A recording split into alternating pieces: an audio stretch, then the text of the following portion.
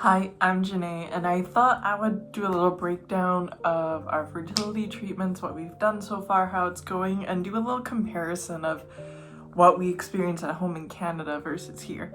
Because I'm sure some of you are wondering what it's like, how it's different, and how we've enjoyed it. So, to start off, I guess I'll do a little story of how we decided that we wanted to do fertility here in Japan. So, we went through a really long process. If you've been through it in Canada, you know that you have to wait a year to even get recommended to your gynecologist to send you to a fertility clinic. So what happened with me is I went to my family doctor, and she did a whole bunch of tests and then got me on the wait list to see a gynecologist.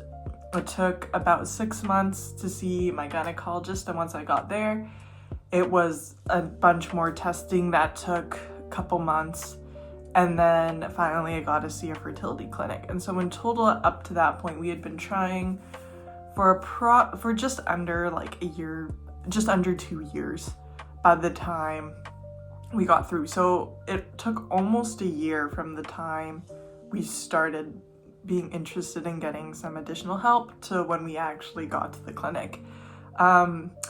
And once we got there too, they had us do a little bit more testing, but in the end, it was just blood work for the most part, and then a semen analysis on Danny's side. And I had to do as well, they shoot ink through your fallopian tubes and they see the shape of your uterus, they make sure everything's clear, and I did that, but that was with my gynecologist. But the fertility clinic takes those records and looks at them all. And from there, they were just like, everything looks fine, here's how much everything costs. And we personally didn't have a really great appointment with our doctor. We felt really dismissed, and we didn't love just our interaction with her. I know a lot of other people who've gone to this clinic and they have really enjoyed their time there. Even when I was talking with my gynecologist, she said I was the first person to ever not have liked my experience with that doctor. So it might have been a day, but either way, we just weren't loving how we were feeling about it all. And as well, we believed that endometriosis was probably something I was dealing with. And when we brought that up with our fertility doctor, she was just like, I don't do that. And that doesn't really affect getting pregnant, and only affects the quality of the egg. And if you do want to proceed with seeing if you have endometriosis, it could take up to a year to wait, and that's with your gynecologist.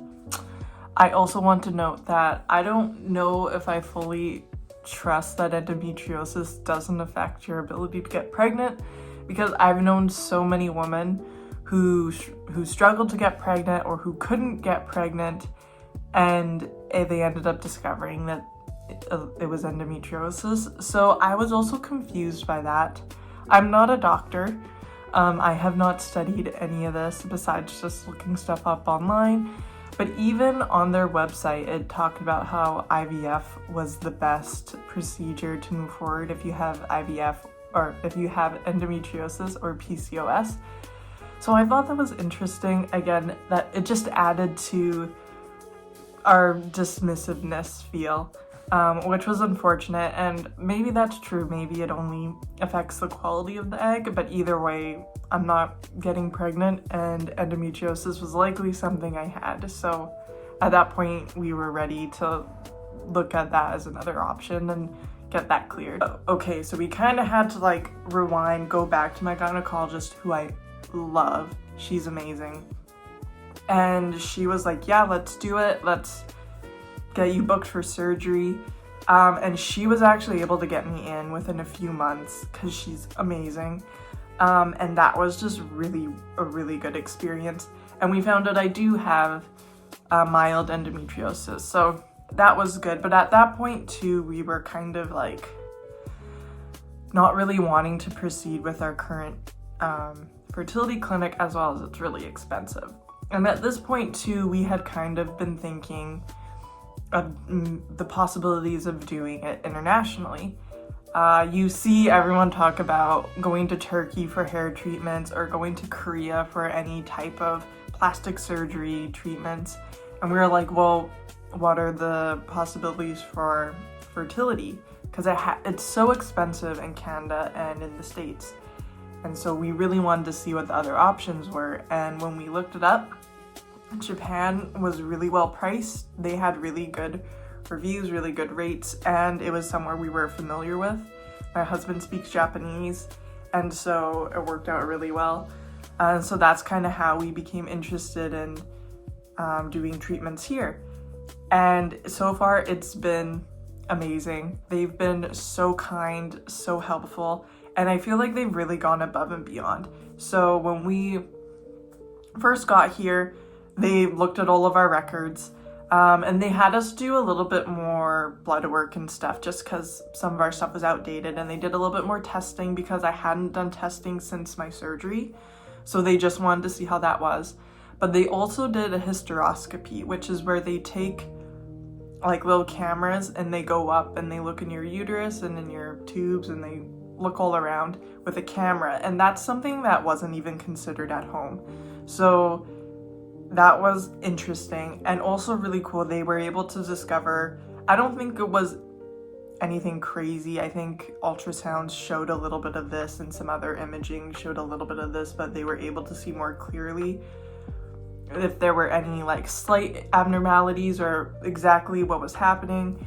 And they actually gave me some probiotics, which was really great. And it's been a really, really good experience. We also were able to start IUI, and we did that this month. We have yet to see what the results are of that. We're kind of in that waiting period.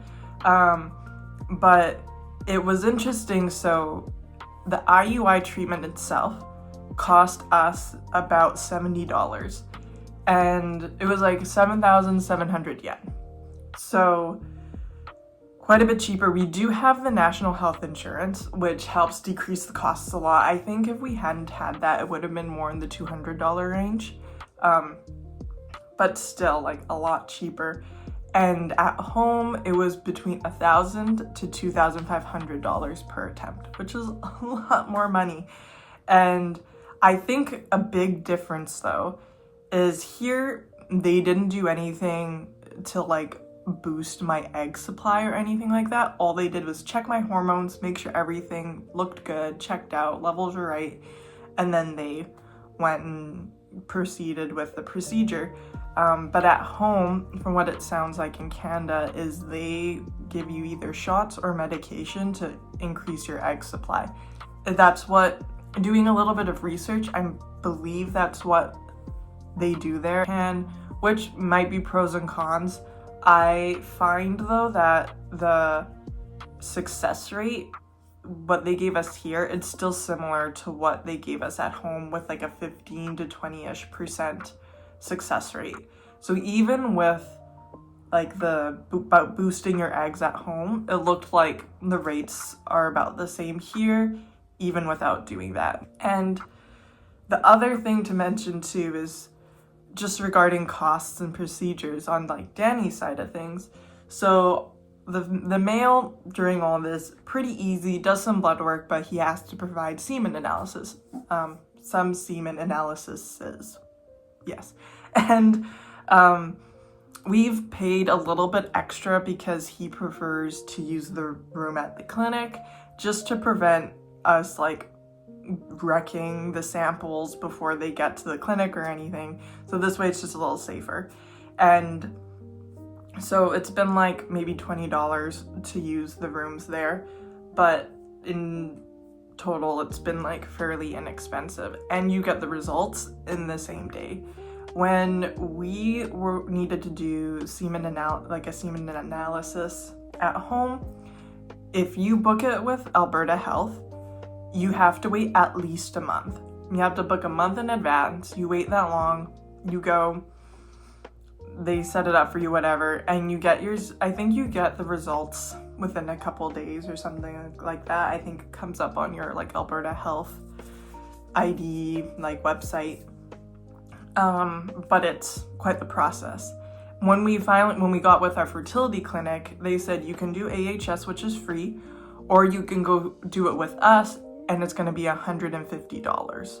And we're like, what? Like, so we were like, nah, we'll just do AHS. But it's crazy that here it's just like $20, and that's not something that's covered by the health insurance. So that's just straight what it is, which is wild. And that's for the room. I think the original analysis was like, again, less than $20.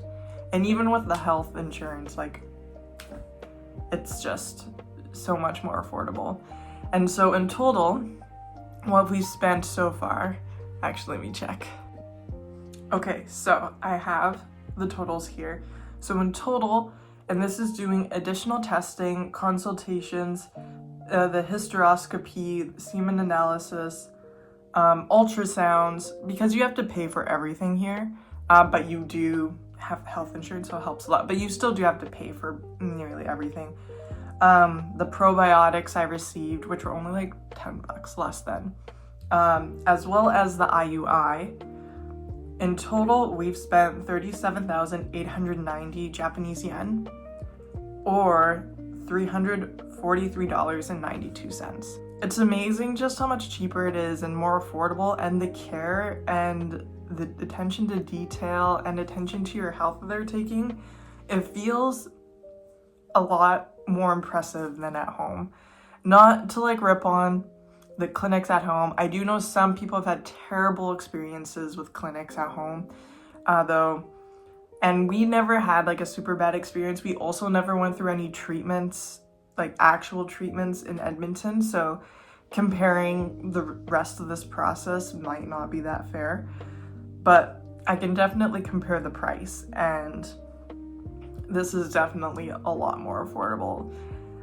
It does mean you do have to get to Japan, so that's something you might have to consider in pricing if this is something you are now thinking about. Overall though, we're really excited for our results, for where this might go. This might be a long haul journey, we'll see, but either way, we're really happy with the service, with the cost of everything, and it's just been a really great experience. So yeah, that's our story. Stay tuned to hear more and see if we find success or not. Thanks, guys.